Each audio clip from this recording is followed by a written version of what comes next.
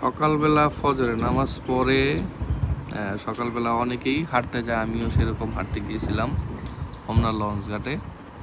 তো দেখলাম হঠাৎ লঞ্চ ঘাটের যেই গেটের পরে সিঁড়িটা আছে এর নিচে একটা পানকৌড়ি মাছ শিকার করছে।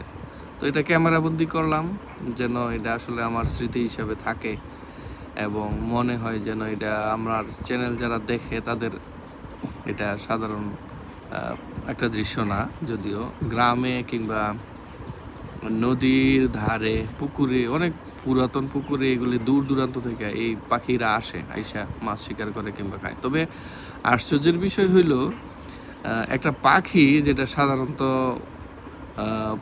মাটিতে চোখ সূর্যের আলোতে দেখা যায় বা দেখে এরকম শিকার করে কিংবা আহার করে, কিন্তু পানির নিচে গিয়া এরকম একটা মাছ শিকার করবে বা মাছ শিকার করে নিজের জীবন ধারণ করে এবং বেঁচে থাকে, এটা আসলে আশ্চর্য হওয়ারই মতো।